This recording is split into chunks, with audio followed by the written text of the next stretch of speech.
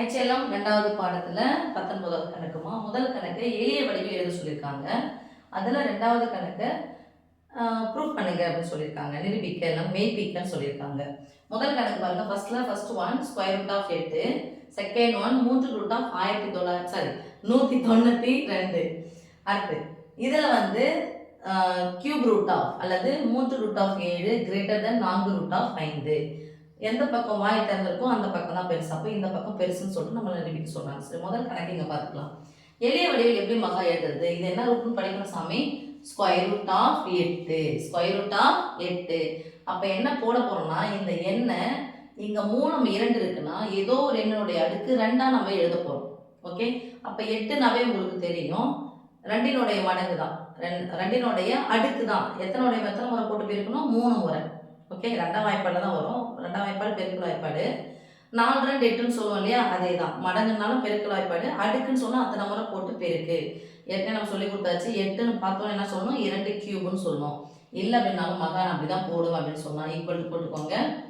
2 root 2 இல்லைன்னா square root of 4 2 8ன்னு சொல்லாமா, equal to நடுவில் பெருக்கல் இருந்துச்சுன்னா அந்த ஸ்கொயர் ரூட் ஆஃப் ஆனது 4க்கு சொந்தம் 2க்கு சொந்தம்.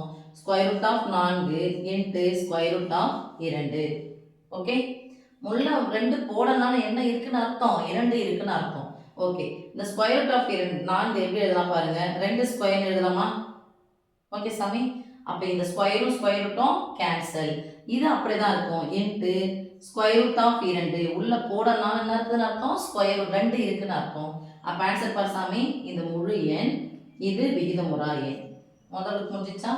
ரெண்டாவதுக்கு எங்க பாருங்க. இது என்ன பண்ணணும்? இங்க 3 இருந்துச்சுன்னா, மூலம் 3 இருந்துச்சுன்னா ஏதோ ஒரு எண்ணுடைய அடுக்கு நம்ம என்ன பண்ணணும்? 3ஆ மாற்றி எழுதணும். ஓகே, அப்போ எந்த எண்ணுடைய அடுக்கு 3 வந்து நமக்கு இதுக்குள்ளே வருதுன்னு சொல்லிட்டு பார்த்தலாம். 92 டானா வகுத்தல் போட்டுக்கலாமா? நான் என்ன பண்ணுறேன், 4 வாய்ப்பாடு எடுத்து போடுறேன்.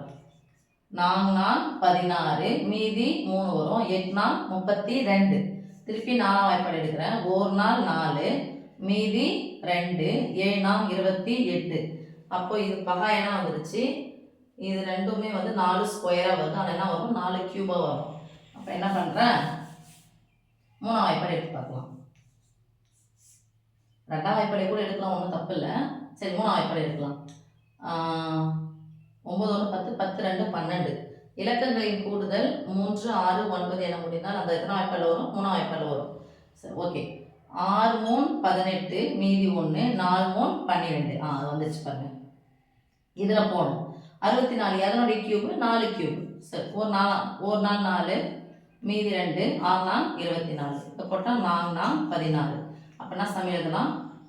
Equal to cube root of 192 எப்படி எழுதலாம்? 4 அடுக்கு 3 இன்ட்டு 3. 4 அடுக்கு 3 இன்ட்டு 3 ஈக்குவல் டு நடுவில் பெருக்கல் இருந்துச்சுன்னா இந்த கியூப் ரூட் ஆனது இதுக்கும் சொந்தம் இதுக்கும் சொந்தம், தனித்தனியாக போடலாம். கியூப் ரூட் ஆஃப் 4 அடுக்கு 3 இன்ட்டு கியூப் ரூட் ஆஃப் 3. இந்த கியூபும் கியூப் ரூட்னு ஆகிடும், கேன்சல் ஆகிடும். Equal to 4 into cube root of 3. நல்லா பாருசாமி, கியூபுக்குள்ளே உள்ள போடும்போது சின்னதாக போடணும். 4 இன்ட்டு கியூப் ரூட் ஆஃப் 3 படிக்கணும். ஓகே, இதான் இதனுடைய எளிய வடிவம். இதில் பாருங்க, எது பெரியது எது சிறியதுன்னு சொல்லிட்டு பார்க்கும்போது நம்ம பின்ன எண்கள்லாம் பார்த்தோம்னா பண்ணோம், பகுதிகள் ஒரே மாதிரி வர வைக்கணும். ஆனால் இங்கே முதல் கணக்கில் உங்களுக்கு பார்த்தாச்சு. அதாவது 18வது கணக்கு நம்ம சொன்னோம் இல்லையா, ஒரே வரிசை கொண்ட உருடுகளாக மாற்றுறது. அப்போ இது ஒரே வரிசை கொண்ட உருடுகளாக மாற்றணும். இங்கே 3 இருக்குது, இங்கே 4 இருக்குது. நம்ம முதல் கணக்கிலே படிச்சாச்சு. ஒரே வரிசை என்ன பண்ணுவோம்? ரெண்டுத்தையும் பெருக்க போகிறோம். அப்போ 3 கூட எதை பெருக்கிறோம்? 4 பெருக்கிறோம். ஏன் மகா 4 பெருக்கணும்னா அதோடைய மீசியமாக அதுதான். 3ஐயும் 4ஐயும் பெருக்கணும். 4க்கும் 3க்கும் சம்மந்தம் இல்லை. ஏன்னா இது பகு எண், இது பகா எண், ஒன்றுக்கு ஒன்று சம்மந்தம் இல்லை. அதனால் அது பேர் சார்பகா எண்கள். ரெண்டுத்தையும் என்ன பண்ணிங்கன்னா பெருக்கிக்கணும். அதான் மீசியம் அதுக்கு. இப்போ 4 இங்கே பெருக்கணும்னா மூலத்தில் 4 போட்டால் அடுக்கில் 4 போடணும். கிரேட்டர் தென் 4 கூட எதை பெருக்குனா 12, 3 பெருக்குனா 12. அடுக்கு மூலத்துக்குள்ளே நான் 3 போட்டு பெருக்கணும்னா அடுக்கு என்ன பண்ணணும்? 3 ஆகணும்.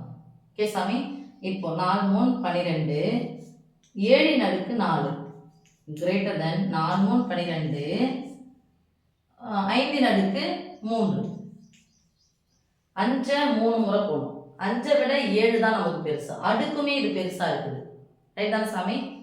5 விட 7 தான் பெருசு. முதல் விஷயம். அடுக்கு பாருங்க, இது சின்னதாக இருக்குது, இது பெருசாக இருக்குது. அப்போ சப்போஸ் இது பெருசாக இருந்தாலும் நம்ம மேற்கொண்டு இதை ப்ரூவ் பண்ண மேற்கொண்டு விரிவாக்கி நம்ம போடலாம். ஆனால் இப்போ அடுக்குமே இதை பெருசாக இருக்கிறதுனால இதை விட இது பெரியது. இனிமேல் பிக்குன்னு சொல்லிட்டாங்க. ஸோ ஹேன்ஸ் ப்ரூவ்டுன்னு போட்டுக்கலாம். ஓகே செல்லம், தேங்க்யூ.